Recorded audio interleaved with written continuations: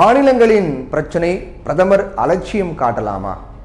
கர்நாடக அரசு காவிரியின் குறுக்கே மேகதாது அணை கட்டுறதுக்கான பணிகளை தொடங்கிட்டாங்க அப்படின்னு சொல்லி சட்டப்பேரவையில் பட்ஜெட் தாக்கல் செய்திருக்கக்கூடிய நிலையில் ஆந்திர அரசும் பாலாற்றின் குறுக்கே 23வது அணை கட்டுவதற்காக அடிக்கல் நாட்டியிருக்காங்க. ஒரு பக்கம் கர்நாடகா ஒரு பிரச்சனை பண்ணுறாங்கன்னா, இன்னொரு பக்கம் ஆந்திரா ஒரு பிரச்சனை பண்ணுறாங்க. அங்கே இருக்கக்கூடிய அணை கட்டுறாங்க, ஆறு வரக்கூடாதுன்னு. இங்கே ஆந்திரா பக்கம் பாலாறு நம்ம பக்கம் வரக்கூடாதுன்னு அங்கே ஒரு அணை கட்டுறாங்க. ரெண்டு பக்கமும் போட்டு நமக்கு அணை கட்ட போகிறோங்கிற பேரில் தொடர்ந்து நெருக்கடி கொடுத்துட்டு வராங்க.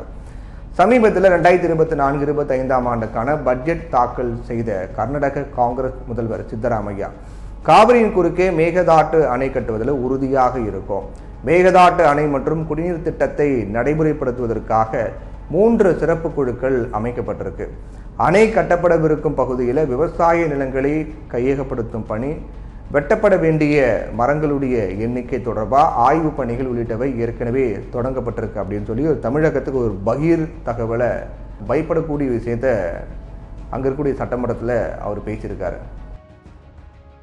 மத்திய அரசிடம் தேவையான அனுமதி பெறப்பட்டதும் முன்னுரிமை அடிப்படையில் பணிகள் தீவிரப்படுத்தப்பட்டு மேகதாட்டு அணை கட்டுவதற்கான நடவடிக்கைகள் கட்டி முடிக்கப்படும் அப்படின்னு தெரிவித்தார்.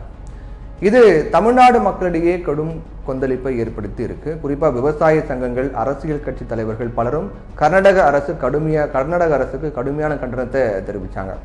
அப்போ பதில் அளித்த நீர்வளத்துறை அமைச்சர் துரைமுருகன், தமிழ்நாடு அரசின் அனுமதி இல்லாமல் கர்நாடக அரசால் மேகதாது அணை கட்ட முடியாது.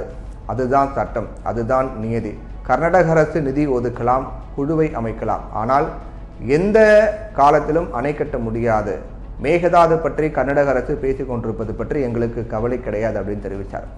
இந்த நிலையில தமிழ்நாட்டுக்கு தலைவலியே நதிநீர் பிரச்சனையை ஆந்திர அரசு இப்போ கிளப்பியிருக்காங்க. பாலாற்றில் ஏற்கனவே 22 தடுப்பணைகள் கட்டி தமிழ்நாட்டுக்கு வரக்கூடிய நீரை ஆந்திர அரசு தடுத்து வரக்கூடிய நிலையில புதுசா 23வது அணையை கட்டவும் அடிக்கல் நாட்டப்பட்டிருக்கு. கடந்த பிப்ரவரி 25 ஆந்திர மாநிலம் குப்பம் பகுதியில் பாலாற்றின் குறுக்கே புதிய தடுப்பணை கட்டுவதற்கு அடிக்கல் நாட்டிய அந்த மாநில முதல்வர் ஜெகன்மோகன் ரெட்டி புதிய தடுப்பணைக்காக ரூபாய் 215 கோடி நிதி ஒதுக்கீடு செய்து அறிவிப்பு வெளியிட்டார். இது தமிழ்நாடு மக்களிடையே கடும் அதிர்ச்சியும் கொந்தளிப்பையும் ஏற்படுத்தியிருக்கு. ஆந்திர அரசினுடைய அறிவிப்புக்கு அதிமுக பொதுச் செயலாளர் எடப்பாடி பழனிசாமி கடுமையான கண்டனங்களையும், அதே போல பாமக நிறுவனர் ராமதாஸ், தமிழ்நாடு காங்கிரஸ் கமிட்டியுடைய தலைவர் செல்வ பெருந்தகை, தமிழக வாழ்வுரிமை கட்சி தலைவர் வேல்முருகன், அம்மா மக்கள் முன்னேற்ற கழக பொதுச் செயலாளர் டிடிவி தினகரன், நாம் தமிழ் கட்சியினுடைய ஒருங்கிணைப்பாளர் சீமான் உள்ளிட்ட பல்வேறு அரசியல் கட்சி தலைவர்கள் கடுமையான கண்டனம் தெரிவித்து அறிக்கை வெளியிட்டிருக்காங்க. இந்நிலையில ஆந்திராவின் தடுப்பணை கட்டும் விவகாரத்துக்கு எதிர்வினை ஆற்றியிருக்கும் தமிழ்நாடு நீர்வளத்துறை அமைச்சர் துரைமுருகன், பாலாறு ஒரு பன்மாநில நதி ஆகும். 1892 ஆண்டின் மதராஸ் மைசூர் ஒப்பந்தத்தில் குறிப்பிடப்பட்டுள்ளபடி பன்மாநிலங்களுக்கு இடையே பாயும் நதிகளில் பாலாறும் ஒன்று.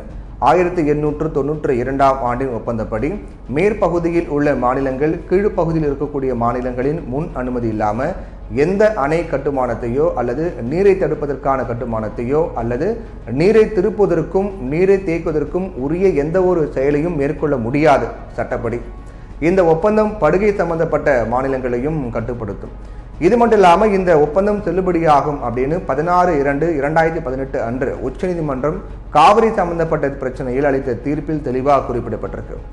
இந்த மாதிரி இருக்கும்போது ஆந்திர அரசு தன்னிச்சையாக ஒரு புதிய அணையை கட்ட முயற்சிப்பது 1892 ஆண்டின் ஒப்பந்தத்தை மீறக்கூடிய செயலாக இருக்கு.